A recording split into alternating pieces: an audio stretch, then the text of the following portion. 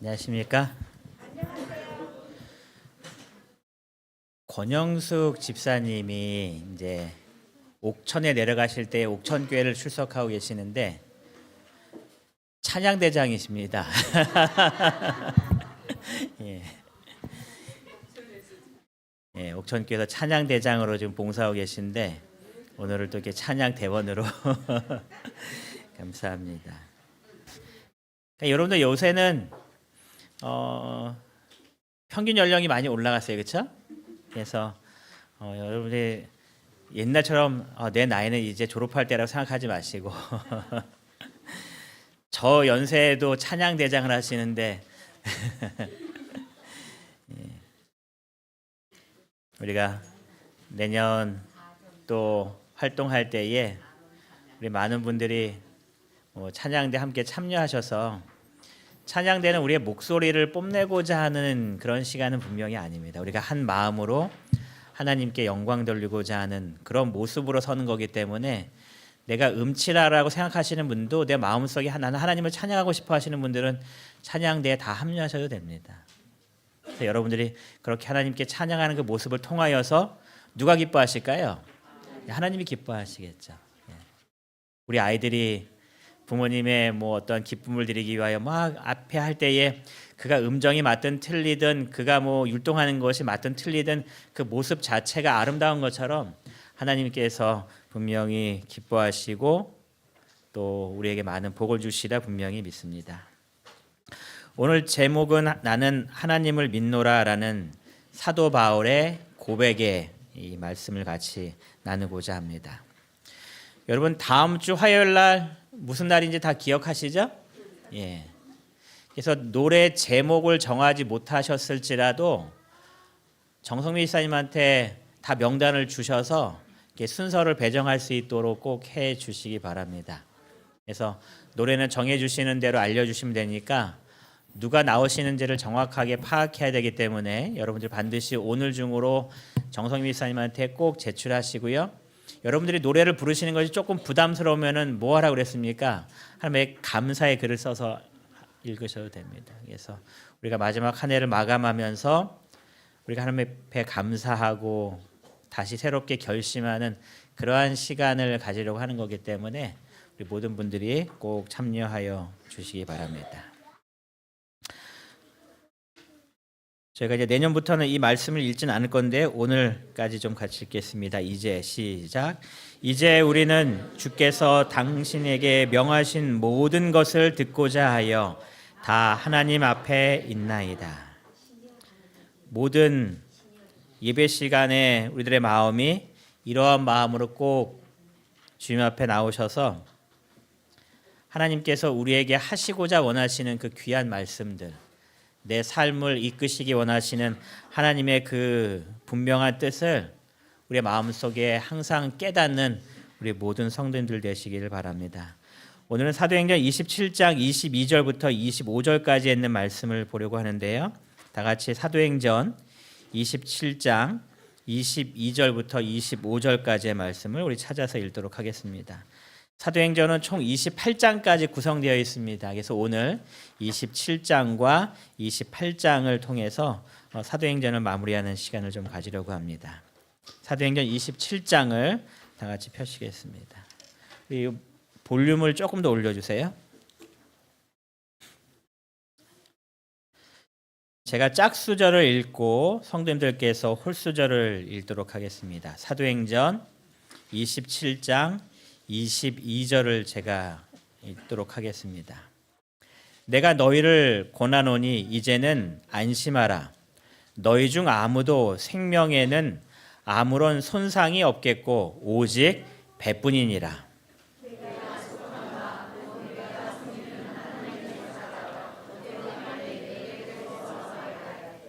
바울아 두려워하지 말라. 내가 가이사 앞에 서야 하겠고 또 하나님께서 너와 함께 항해하는 자를 다 내게 주셨다 하였으니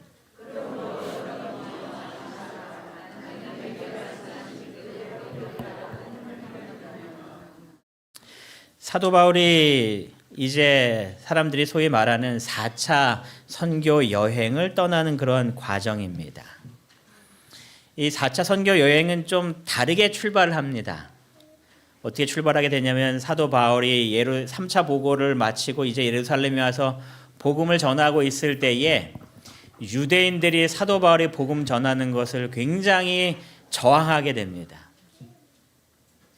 그러면서 사도 바울을 죽이려고 막 달려들어요. 그래서 로마의 이 천부장이 사도 바울을 붙잡아 감옥에 가두어 버립니다. 물론 여기에 대한 해석들은 여러 가지입니다. 사도 바울은 잘못한 것이 없었기 때문에 사도 바울을 보호하기 위하여 감옥에 가두었다라는 설도 있고, 또 한부에서는 사도 바울을 죄수처럼 가두었다라는 그렇게 말하는 사람들도 있습니다. 어쨌든 사도 바울이 그래서 이제 옥에 갇히게 됩니다. 그리고 재판받는 과정 속에서 사도 바울이 나는 로마의 시민이기 때문에 로마 황제 앞에 가서 내가 이 모든 재판을 받겠다라고 얘기해서 사도 바울이 로마로 호송이 되게 됩니다. 근데 이 과정 속에 사도 바울이 바로 가는 것이 아니라 2년 동안 이 가야사랴 이 감옥에 갇혀 있다가 2년 후에 이제 출발하면서 지금의 항로의 모습으로 이렇게 갔다라고 간단하게 그렸는데요. 실질적으로는 예루살렘에서 출발한 것이 아니라 가이사랴에서 출발했기 때문에 아마 이러한 모습으로 이동했을 것이다라고 이해를 합니다. 그래서 그가 쭉 가는 가운데에 미항에 도착하게 되었고, 그레데라는 작은 섬에 이 미항에 도착하게 되었는데, 거기서 출발하는 과정 속에서 표류하면서 이제 고통당하는 것이 사도행전 27장에 나오는 사건입니다.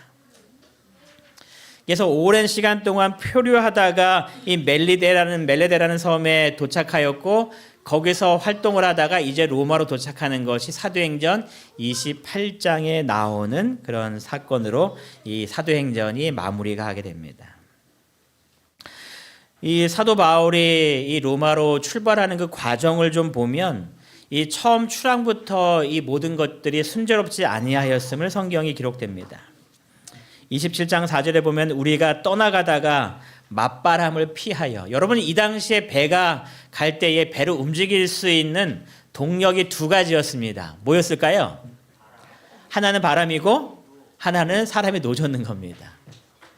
그래서 이 바람이 잘 이렇게 자기의 가는 방향과 맞아 떨어지면 아주 순조롭게 가는 것이고, 이 맞바람이 오면은 누가 힘을 써야 되는 거예요? 사람이 힘을 써야 되고, 그러면서 아주 어렵게 지금 항해를 시작하게 된 겁니다. 근데 7절에 보니까 배가 더디가 빨리 갈 수가 없는 겁니다. 바람의 막 저항 때문에. 근데 또 가다 보니까 니도 맞은편에 이르러 풍세가 더 허락지 아니하므로, 이 바람이 너무 거세게 불었기 때문에 더 이상 갈 수 없다라고 그런 일들이 이제 벌어지는 겁니다. 그래서 도착한 곳이 바로 이 그레데라는 곳에 도착을 합니다. 그래서 잠시 머물다가 이 배가 안전하게 항해하기에는 너무 작으니 좀 더 큰 배로 갈아타게 되는 일들이 이 그레데 섬의 이 미항이라는 곳에서 있었습니다. 아름다운 항구였대요. 그래서 미항이라고 합니다. 이제 사람들이 고민하기 시작했습니다. 로마까지 가야 되는데 항해가 과연 가능하겠는가? 그래서 여러 차례 회의를 하는 끝에 이 미항이라는 곳은 아름답지만 굉장히 작았던 항구인 것 같아요. 그래서 여기서 그 겨울을 나는 것이 쉽지 않았기 때문에 그들이 고민을 하다가 어디로 옮기는 것에 대한 토의가 지내게 되냐면 저 베닉스라는 항구로 가서 겨울을 지내는 것이 어떻겠나라는 그런 이야기들이 쭉 거론이 되기 시작합니다. 여러분의 보시기에 미항하고 베닉스가 그렇게 멀어 보이지 않죠, 그렇죠? 그래서 조금만 더 가면 베닉스니 저기 가서 좀 더 편하게 겨울을 보내고 로마로 이동하자라는 이야기가 오게 됩니다. 그러는 가운데 이 백부장이 묻습니다. 사도 바울에게 어떻게 하는 게 당신의 의견입니까? 라고 이 사도 바울에게 묻습니다. 그랬을 때 사도 바울이 뭐라고 얘기하냐면, 내가 여러 차례 경험을 해봤는데 지금 요때에는 배를 타고 이동하는 것이 꽤 위험하니 우리 이 미항에 머물면 좋겠습니다라고 사도 바울이 의견을 냅니다. 그래서 이 백부장이 이 바울의 이야기를 듣고서 또 선주에게 물어봅니다. 또 선장에게 물어봅니다. 당신들의 의견은 어떻습니까? 선장과 선주는 여기서부터 저기까지 얼마 멀지 않은데 여기 정착하는 것이 3개월 동안 머무는 것이 불편하니 우리 저기까지만 이동합시다. 지금까지의 경험을 보면 뭐 거기까지는 충분히 갈 수 있을 겁니다라고 대답을 해줍니다. 여러분이 백부장이라면 누구의 말을 듣겠습니까? 참고로 사도 바울은 직업이 뭐예요? 천막 만드는 사람입니다. 천막을 이렇게 만들어갖고 이렇게 팔았던 그 사람입니다. 그러니까 평생 뭐를 만들었어요? 천막만 만들고 살았습니다. 물론 복음은 전했지만 선장과 선주는 이곳을 오가면서 배를 탔던 직업이 그런 사람들입니다. 여러분이 백부장이면 누구의 말을 들으시겠습니까? 예? 저 같아도 누구의 말을 들을 것 같냐면 선장과 선주의 말을 들을 것 같아요. 왜냐하면 사도 바울은 뭐 잠깐 왔다 갔다 하면서 경험한 거고 또 텐트 메이커니 뭐 이 바다에 대해서 전문가는 아니고 그런데 이 선주와 선장은 전문가니 사도 바울의 말보다는 누구의 말에 더 신뢰가 가는 거예요? 선장과 선주의 말에 더 신뢰가 가겠죠. 만약에 사도 바울의 이 이야기가 하나님께로부터 온 계시라면 당연히 누구 말을 들어야겠어요? 바울의 말을 들어야겠지만 이 주석의 내용들을 쭉 살펴보면은 이것은 하나님의 계시였다라고 이야기하지 않습니다. 단순히 바울의 경험이었습니다. 근데 이 말을 쭉 바라보고 생각하다가 이런 생각이 들어요. 여러분 선장과 선주가 이 모든 것에 완벽하게 대답을 해줄 수 있을까요? 몰라요, 그렇죠? 뭐 미래에 어떤 일이 발생할지 선장과 선주가 어떻게 알겠습니까? 물론 사도 바울도 계시를 받지 않았기 때문에 사도 바울도 모르는 것 같아요. 그럼 누구 말을 듣는 것이 좋을까요? 누구 말을 들으면 좋을까요? 그렇죠. 하나 말씀드리는 게 제일 좋죠. 제가 이 말씀을 쭉 보다가 생각한 것은 기도하는 사람의 말을 듣는 것이 가장 좋겠다 이렇게 생각했습니다. 여러분의 삶 속에서 어떠한 중요한 결정을 해야 되는 순간에 물론 세상적인 전문가들도 분명히 있긴 하겠죠. 하지만 그 전문가들이 여러분의 삶을 100% 미래를 정확하게 이야기해 줄 수는 없습니다. 그렇다면 여러분 곁에 있는 정말 기도 열심히 하는 사람, 정말 신앙으로 살려고 노력하는 사람, 그 사람의 조언에 더 귀 기울이게 되시기 바랍니다. 매 순간에 하나님께서 나를 어떻게 이끄실 것인지, 하나님의 뜻은 어디에 있는 것인지, 어떠한 길이 하나님의 길인지를 더욱더 찾으셔서 여러분을 이끄시는 하나님의 그 섭리와 하나님의 인도 속에 매일매일 살아가게 되시는 우리 모든 이문동교회 성도님들 되시기를 바랍니다. 선장과 선주의 말을 듣고 이제 출발했습니다. 그런데 출발해서 얼마 안 되어서 14절에 보니까 유라굴로라는 광풍을 만납니다. 이 유라굴로라는 것은 광풍의 이름이 아니고 요즘 같은 경우 태풍이 딱 처음 발견한 사람이 이름을 지어주면 그것이 태풍의 이름이잖아요. 근데 이 유라굴로 광풍이라는 것은 이 광풍의 이름이 아니고 이 헬라어 말과 라틴어가 섞여 있는 겁니다. 그래서 이 북풍이라는 말과 남풍이란 말이 섞여서 만들어진 말이 이 유라굴로라는 이 말입니다. 그러니까 유라굴로라는 것은 남풍이 불고 지금 북풍이 불기 시작했다는 겁니다. 이 북풍과 남풍이 같이 맞물려서 부딪히다 보니까 어떤 일이 발생하겠어요? 바람이 서로 막 격렬하게 밀어치면서 배가 방향을 잡지 못하고 이리 갔다 저리 갔다 막 흔들리면서 표류하기 시작한 겁니다. 그래서 베닉스로 가기 시작했다가 바람에 밀려서 엉뚱한 방향으로 배가 지금 튀어나가 버린 겁니다. 아무리 노를 저어도 이 광풍을 이겨낼 수 있는 방법이 없는 겁니다. 그래서 15절에 보니까 배가 밀려 바람을 맞춰 갈 수 없어 어떻게 해버렸어요? 가는 대로 두고 쫓겨가는 겁니다. 자신들이 할 수 있는 방법이 전혀 없는 겁니다. 바람이 너무 거세면 이 돛을 내려야 될까요? 돛을 걷어버려야 될까요? 바람이 너무 세버리면 돛을 걷어버려야 됩니다. 그냥 바다가 이끄는 대로 끌려가면서 표류하기 시작했습니다.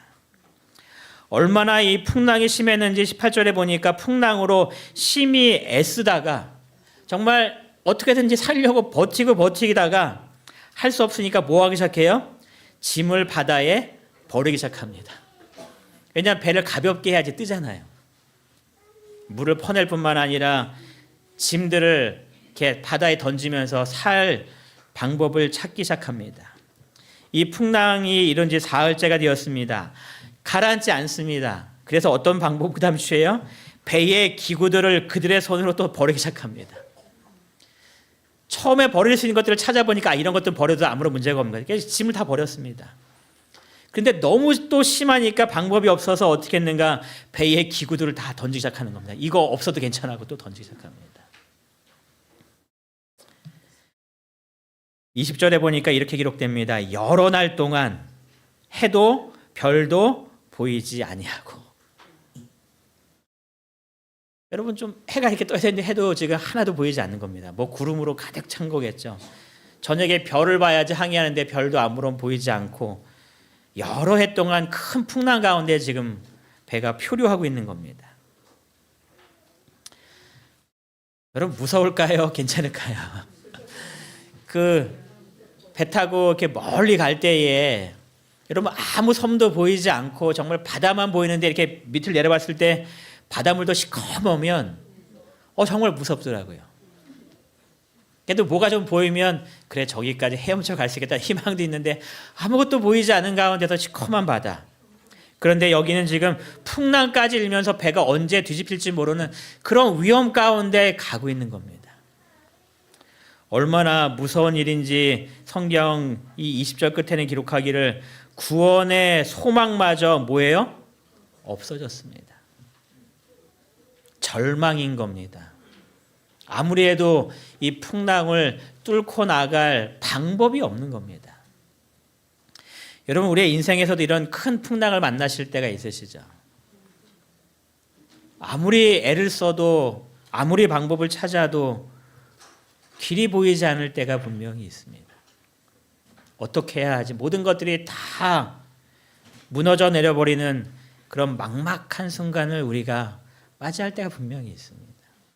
우리의 모든 삶이 평탄하고 순조롭고 내가 가고자 하는 모든 길들이 다 쫙쫙 아스팔트가 8차선 도로 다 이렇게 뚫려 있으면은 정말 좋을 텐데 우리의 자녀들의 인생의 앞길 속에서도 이 길들이 막히고 장애 때문에 답답해할 수밖에 없는, 정말 구원의 여망마저 없어져 버리는, 소망이 없어져 버리는, 아무런 방법을 찾을 수 없는 그러한 답답함 속에 우리가 처할 때가 분명히 있을 겁니다. 지금 배를 타고 있던 모든 선원들의 마음 속에 그러한 두려움과 절망과 어떻게 보면 이제 더 이상 아무것도 할 것이 없다는, 모든 것들을 포기할 수밖에 없는 그러한 절망 가운데 서는 그런 순간이 있을지 모릅니다. 바울은 어땠을까요? 바울은 지금 어떠한 모습으로 그 가운데 있었을까요? 구원의 소망마저 없어져 버리는 가운데 절망하고 이제 모든 것들이 끝났다 하는 그런 마음으로 이 배를 타고 있었을까요? 바울이 이렇게 배에 있는 선원들에게 이야기합니다. 이제는 뭐 하라고요? 안심하라. 여러분, 바울이 덜덜덜 떠는 가운데 이렇게 말을 하는 것이 아니라 바울을 쳐다봤을 때의 사람들이 바울의 모습에서는 뭔가 다른 것을 느꼈습니다. 뭔가 바울이 이렇게 안심하라고 이야기할 때에 그냥 아무 생각 없이, 그냥 아무런 뭔가 없이 그냥 내 던진 말이 아니라는 것을 사람들이 느끼기 시작합니다. 바울이 그냥 사람들 위로하기 위해서 잘 될 거야. 우리가 정말 아무것도 모르기 때문에 사람들한테 그렇게 위로할 때 있죠. 잘 될 거야. 좀만 힘더네. 정말 그렇게 위로하는 말이 아니라는 것을 사람들이 느끼기 시작합니다. 바울의 모습 속에서 뭔가 좀 다른 겁니다. 바울은 어떻게 이 순간에서 소망을 잃지 않을 수 있었을까요? 어떻게 이런 순간에서 두려워하지 아니하고 포기하지 않을 수 있었을까요? 그 답이 사도행전 23장 11절에 기록이 됩니다. 우리 사도행전 23장 우리 11절을 찾으신 분이 읽어 주시기 바랍니다. 사도행전 23장 11절입니다.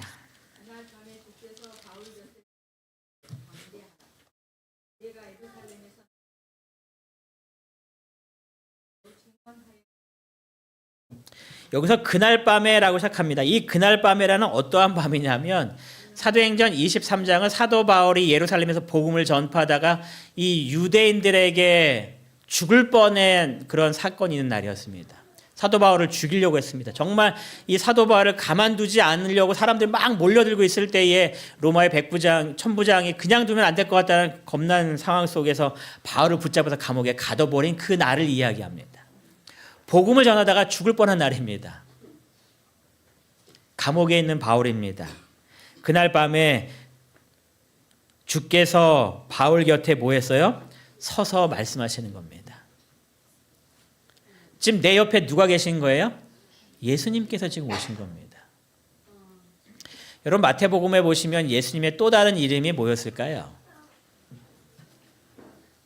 원래 이름은 예수인데 그 예수란 이름 말고 또 다른 이름을 주어진 것이 있습니다. 뭐 별명이라고 애칭이라고도 얘기할 수 있겠죠? 뭐예요? 네 글자예요, 네 글자. 임마누엘입니다.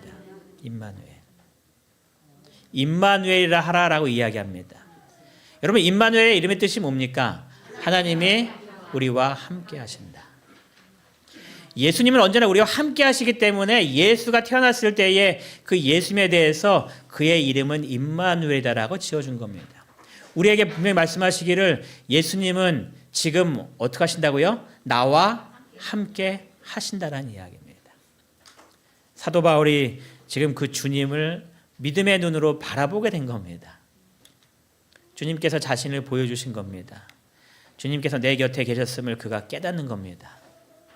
여러분은 어느 한순간 갑자기 오신 것이 아니라 항상 내 옆에 주님께서 계시다라는 것을 꼭 기억하게 되시기 바랍니다. 사도 바울이 그러한 순간에서도 용기를 얻을 수 있었던 사실 중에 하나는 무엇을 믿었기 때문에요? 임마누엘이라는 이름을 믿었기 때문에 그렇습니다. 여러분은 결코 혼자 위험한 순간에 버려두지 않는다는 것을 꼭 기억하시기 바랍니다. 여러분의 자녀들이 어떠한 힘든 그런 상황 속에 들어갈 때에 자녀들에게 분명히 이야기해 주시기 바라요. 예수님께서 너와 함께 하셔. 예수님의 이름은 뭐라고요? 임마누엘이야. 그 주님께서 지금 바울에게 또 이렇게 말씀하십니다. 내가 예루살렘에서 나의 일을 증언한 것 같이 어디에서도요? 로마에서도 증언하여 하리라. 이 말씀을 사도 바울이 직접 들은 겁니다.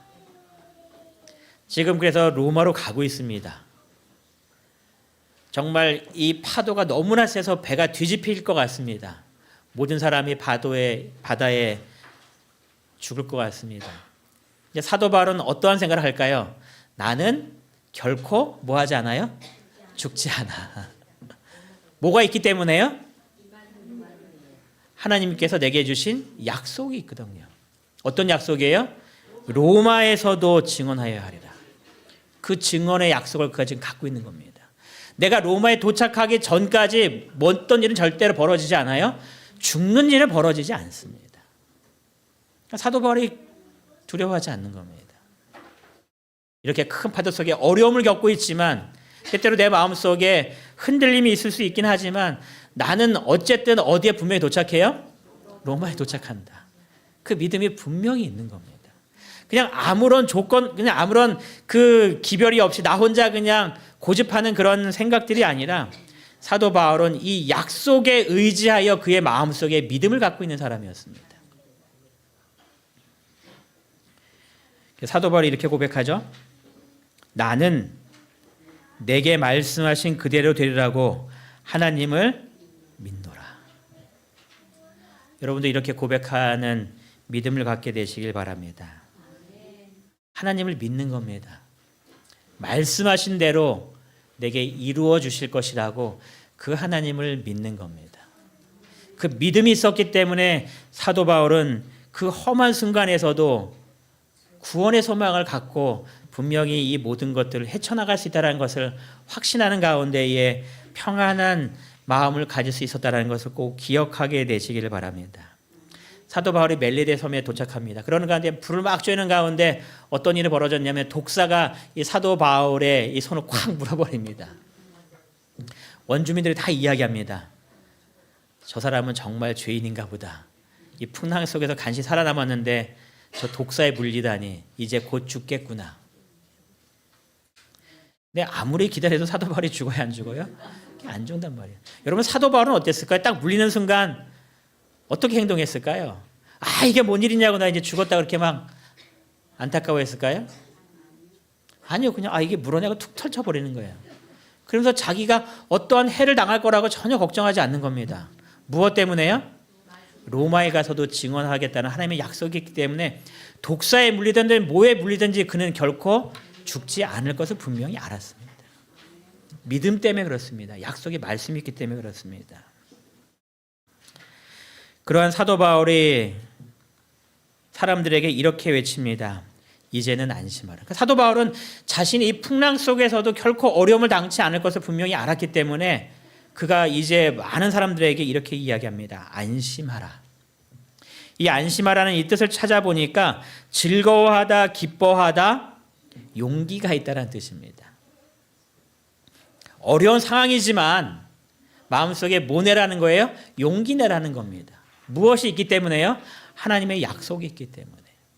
지금 험하고 힘든 상황이지만 즐거워하고 기뻐하라는 겁니다. 왜냐하면 하나님의 약속 때문에 이 모든 상황이 바뀔 것을 알기 때문에 그렇습니다.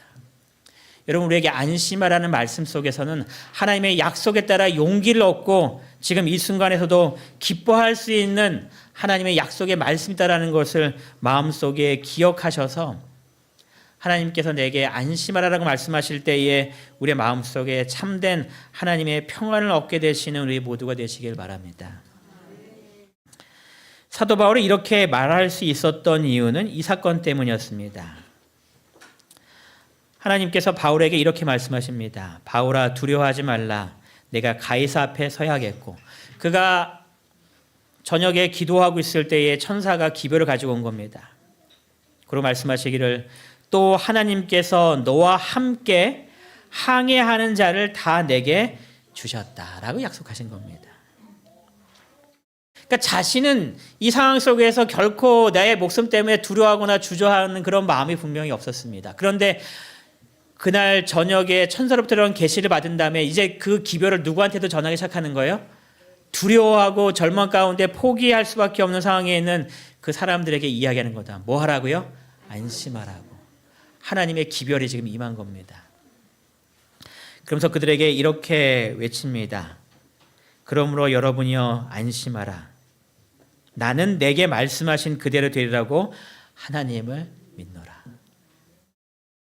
그 이야기를 듣고 그 선원들과 그 배 안에 있는 모든 사람들의 마음속에 하나님의 평안함이 깃들기 시작합니다. 여러분 하나님께서 우리에게 이렇게 말씀해 주시면 얼마나 좋을까요? 그러니까 우리가 성경 볼 때마다 답답한 건 그런 거예요. 나에게도 저렇게 천사를 보내서 한마디만 좀 해주시지. 그러실 때 있죠. 그럼 나도 좀 평안해질 텐데. 그 당시에 직접 해주셨던 것처럼 지금 나에게도 말씀하시면 얼마나 좋을까. 그런 마음을 품을 때가 많습니다. 여러분 우리가 하나님의 음성을 들을 수 있을까요? 어떻게 들을 수 있을까요? 믿음으로. 그렇죠. 믿음으로 들을 수 있죠. 맞아요. 맞아요. 뭐 하나님의 음성을 듣는 사람들도 있다라고 얘기하니까 뭐 그렇게도 들을 수 있을 것 같습니다. 근데 내게 항상 말씀하신 하나님의 음성이 있습니다. 그것은 무엇인가 같이 읽겠습니다. 그리스도로 시작. 그리스도를 따르는 사람은 성경을 자신에게 직접적으로 말씀하신 하나님의 음성으로 간주해야 한다. 여러분 지금 이것이 그냥 책이 아니라고 이야기하는 겁니다. 나에게 직접적으로 말씀하시는 뭐라는 거예요? 하나님의 음성이라는 겁니다. 우리가 성경 읽을 때 하나님께서 여러분에게 직접 말씀하시는 겁니다. 이 성경 읽을 때에 이 성경에 있는 모든 약속이 나에게 직접 약속하신 하나님의 음성이라는 겁니다. 여러분 우리가 두려움 가운데 빠질 수 있는 그런 상황이 있을 때에 무엇 때문에 우리가 용기 낼 수 있는 거예요? 하나님의 말씀 때문에 용기 낼 수 있는 겁니다. 여러분 사도 바울이 지금 2년 전에 들은 그 약속을 믿고 있는 겁니다. 여러분 하나님께서 하신 약속은 2년 전이든 10년 전이든 2000년 전이든 시간이 상관이 있을까요? 아니요, 전혀 없습니다. 2000년 전에 하신 말씀이라도 지금 나에게 동일하게 말씀하시는 하나님의 약속임을 분명히 마음속에 기억하셔서 하나님의 말씀을 읽을 때마다 그 말씀으로 미래에 대한 소망을 얻으시고 힘들 때에 그 약속의 말씀이 내게 있으므로 그 약속이 이루어질 것을 마음속에 기억하시는 가운데에 믿음으로 끝까지 승리하시는 믿음의 삶을 사는 우리 모두가 되시기를 간절히 바랍니다. 사도 바울이 그 배에 있는 선원들에게 이렇게 이야기합니다. 하나님께서 너희들을 다 구원해 주실 것을 나에게 약속하셨다. 어떻게 이런 일이 이루어졌는가? 사도행적을 쭉 읽어보니까 사도 바울이 하나님께 기도했습니다. 풍랑이 너무나 거셉니다. 해결할 수 있는 방법이 없습니다. 다 죽을 것 같은 두려움에 겁에 질려서 얼굴이 허연 가운데에 고통당하고 있는 수많은 사람들을 봅니다. 사도 바울은 자기 자신을 위하여 기도하지 않았습니다. 왜냐하면 자신의 약속이 있었기 때문에. 근데 누구는 지금 약속을 못 받고 있는 사람들이에요? 나 외에 모든 사람들은 지금 약속을 못 받고 있는 사람들입니다. 그래서 기도했습니다. 그들을 뭐 해달라고요? 구원해달라고. 사도 바울이 자기 자신을 위해서 기도하는 것이 아니라 지금 배에서 사람들을 위해서, 다른 사람들을 위해서 기도합니다. 사도행적 442페이지에 보니까 그의 마음은 죄에 빠져 준비 없이 죽어가는 그의 주위에 있는 죄악이 많은 가련한 영혼들에 대한 동정으로 충만하였다. 바울은 그들의 생명을 아껴주시기를 하나님께 열렬히 호소하였고 그의 기도가 응답되었음이 그에게 나타났다. 그날 어느 날 저녁에 갑자기 천사가 와서 기별을 전할 때 바울아 네가 살게 되겠다. 그 기별을 들은 것이 아니라 천사가 와서 전해준 기별은 뭐였냐면 이제 이 모든 사람들도 구원해 주겠다는 하나님의 약속을 지금 바울이 듣는 겁니다. 왜냐하면 사도 바울이 그들을 위해서 간절히 기도했습니다. 준비 없이 죽어가는 그들이 너무나 안타까웠던 겁니다. 풍랑 가운데 다 죽으면 그 사람들에게는 무엇에 대한 소망이 없는 거예요? 구원에 대한 소망이 없는 겁니다. 그래서 그가 기도하는 겁니다. 하나님이 모든 것들을 잘 보호해 주셔서 그들이 하나님을 알 수 있는 기회를 달라고 그가 기도한 겁니다. 그래서 이 풍랑 이후에 배에 있는 사람들이 하나님의 기별을 듣고 그리스도를 영접하는 사람들이 생겨나기 시작하는 겁니다. 제가 기도하는 장면 중에서 좋아하는 사진이 몇 개 있는데 그 중에 하나는 이렇게 예쁜 아이가 이렇게 손 모아서 기도하는 그 사진 아시죠? 예전에 버스 타면 이렇게 운전기사가 이렇게 백밀러에 이렇게 걸어놓은 그런 사진, 아주 예쁜 애가 있는. 또 그다음에 제가 제일 좋아하는 사진이 바로 이 사진입니다. 보신 분들도 계시죠? 1960년대에 한 교회에서 찍은 사진이라고 이렇게 알려져 있더라고요. 이 기도회에 한 엄마가 혼자 온 것이 아니라 아이 다 이렇게 데리고 한 손으로 잡고 업고 그러고 와서 정말 목매어서 기도하는 겁니다. 무슨 기도를 하는지는 알 수 없지만 어쨌든 간절히 기도하는 겁니다. 여러분, 한국이 왜 이렇게 급속도로 성장했을 수 있었을까요? 제가 그 비결을 찾은 것이 1980년대 초반이었습니다. 운이 좋게도 이제 제가 비행기를 타고 이렇게 쭉 이렇게 서울 시내를 지나가는데 뭐만 보였을까요? 십자가만 가득 보이는 겁니다. 이렇게 지나가면서 십자가 다 이게 십자가만 보이는 겁니다. 그렇게 기도하는 사람이 많았던 거죠, 한국이. 그래서 이렇게 기도하시는 분들의 이 기도의 응답이 지금 우리가 이렇게 부유하게 살 수 있는 그런 거라고 저는 분명히 생각합니다. 여러분, 이제 우리가 새 교회를 들어가면 무엇을 열심히 해야 될까요? 기도를 정말 열심히 해야겠죠. 사도 바울이 여기 있는 말씀처럼 준비 없이 죽어가는 주위에 있는 사람들 때문에 고통하면서 그들 위해서 기도했던 것처럼 우리가 새 교회에 들어갔을 때에 우리 주위에 있는 준비 없이 지금 죽어갈 수밖에 없는 인생의 풍랑 가운데에 아무 소망 없이 죽으면 안 되는 그 사람들을 위하여 간절히 기도하는 이문동교회가 되었으면 참 좋겠습니다. 그럼 하나님께서 이렇게 약속해 주겠죠? 그를 내게 다 너에게 주겠다 분명히 약속했을 겁니다. 이문동교회가 내년에는 또 후년에는 정말 더 뜨겁게 기도하는 교회가 되기를 간절히 바랍니다.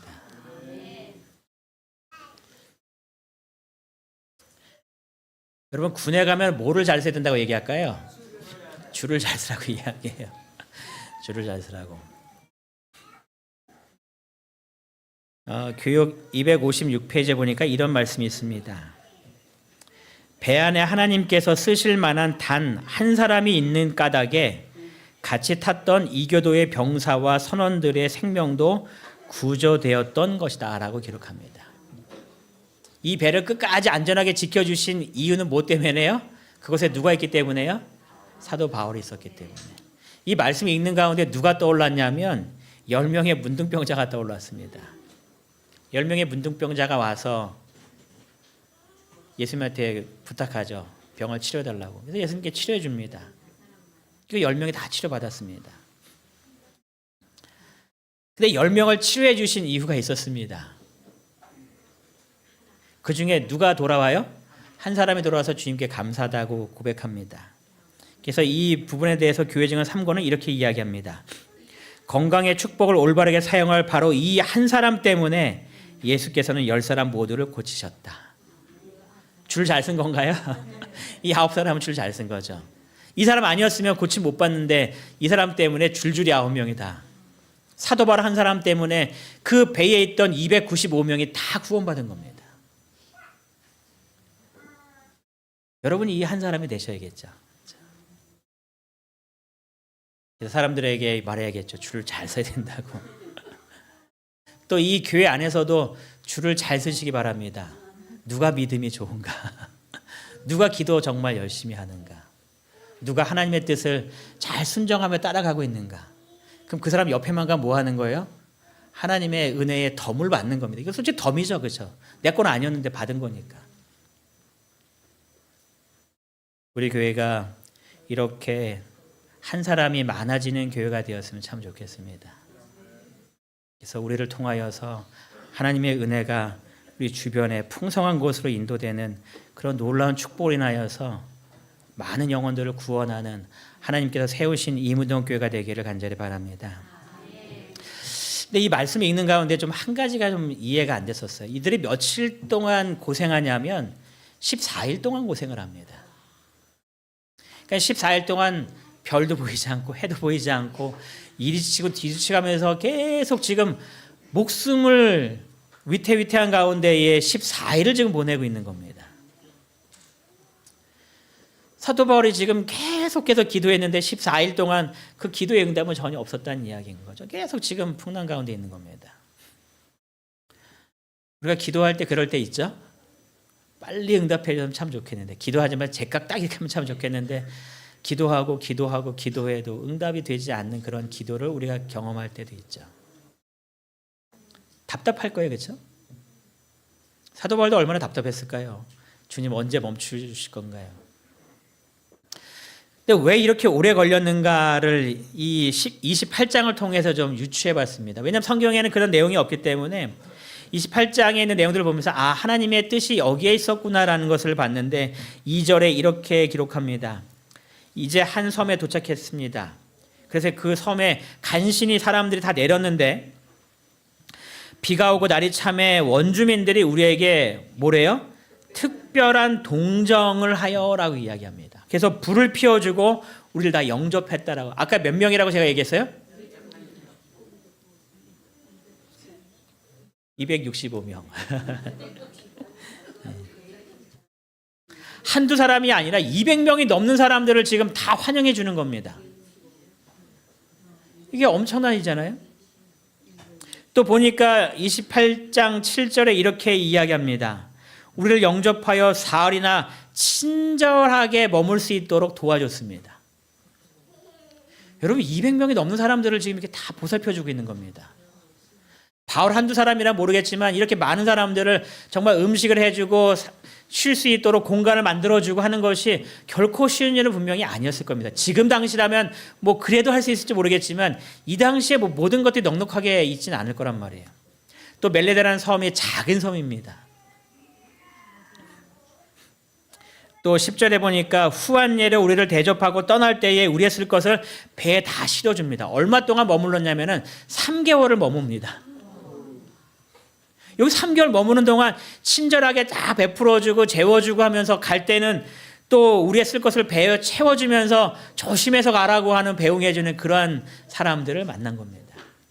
제가 이 말씀 쭉 보면서 어떻게 유추했냐면 하나님께서 이 배를 어디에 착륙시켜야지 이들이 3개월의 시간을 잘 보낼 수 있을까 아마 하나하나 찾아보신 것 같아요. 그러니까 조금 더 고생하더라도 어디까지 가라는 거예요? 여기까지는 좀 가자. 준비된 곳이 분명히 있는 겁니다. 우리의 삶 속에서도 기도할 때에 기도가 늦게 응답된다면 내게 가장 적합한 것이 아직 좀 더 가야 된다라고 항상 기억하시기 바랍니다. 하나님께서 여러분의 기도를 잊으신 것이 분명히 아닌 겁니다. 여러분이 그 어려운 순간을 잘 견뎌나갈 수 있도록 여러분들을 이끄시기 위해서 하나님께서 준비하신 바라보시고 계획하신 그곳에 가기까지 아직 시간이 더 많이 남았다라고 기억하시기 바랍니다. 그때까지 이 배는 어떻게 돼요? 결코 파손되지 않습니다. 주님께서 끝까지 지켜주셔서 그곳에 가서 하나님의 은혜를 누릴 수 있도록 하나님께서 분명히 계획하고 계신다는 이야기입니다. 여러분 올 한 해를 한번 뒤돌아보시기 바라요. 많은 일들이 있었겠지만 하나님께서 지금까지 나를 인도하신 것을 확신하십니까? 우리가 이렇게 1년 주기했다는 것이 참 감사한 일인 것 같아요. 되돌아보면서 새롭게 결심하고 또 혹시 부족했더라도 다시 결심하고 또 새롭게 또 앞으로 나가고 올 한 해 동안 나와 함께 하신 그 하나님의 은혜를 기억하시면서 내년을 새롭게 결심하게 되시기 바랍니다. 하나님께서 나와 언제나 함께 하셨고 나의 삶 속에서 약속으로 이 모든 것들을 견뎌낼 수 있도록 말씀을 허락해 주셨고 그 말씀을 붙들고 나갈 때에 하나님께서 정하신 그 축복된 길에 내가 도착할 수 있도록 어쨌든지 나를 끝까지 인도하신다라는 그 분명한 말씀을 마음속에 기억하셔서 힘들고 어렵고 마음속에 정말 절망이 가득한 그 순간에서도 믿음으로 이겨내게 되시기를 바랍니다. 제가 한 노래를 틀어드릴까 고민을 좀 많이 했어요. 근데 아마 이러한 노래풍을 싫어하시는 분들도 계실 것 같아서 제가 노래를 틀지는 않고 그냥 가사만 좀 가지고 왔습니다. 저는 너무 앞으로 나간 노래도 싫어하지만 적당히 나간 노래는 좀 좋아요. 그래서 저는 이렇게 가스펠송을 이렇게 좋아하는 스타일인데 어떤 정말 그런 것들은 가사가 너무 좋아요. 근데 올 한 해 가장 인기 스타로 표현하면 좀 그렇지만 가장 그리스도인의 마음속에 큰 감명을 준 이 노래가 이 노래였습니다. 우리 한번 같이 읽어볼까요? 시작. 그대 폭풍 속을 걷고 있을 때 비바람을 마주해야 할 때 불빛조차 보이지 않아도 그대 혼자 걷지 않을 거예요. 우리 그럴 때가 있죠. 폭풍 속을 걷고 있는 겁니다. 불빛조차 보이지 않는 사도 바울이 경험했던 14일 동안 해도 보이지 않고 별도 보이지 않는 그러한 순간. 그때 이렇게 후렴에 이야기합니다. 두려움 앞에서 어디를 보래요? 하늘을 보아요. 외로운 그대여 걱정 마요. 꿈꾸는 그 길을 또 걷고 걸어도 그대 혼자 걷지 않을 거예요. 주님께서 항상 내 곁에 계심을 기억하시면서 두려울 때는 어디를 보시라고요? 하늘 보시면서 내년도 우리의 모든 삶이 믿음으로 더욱더 성장하시고 승리하시는 귀한 삶을 사시길 바라면서 오늘 말씀을 마치겠습니다.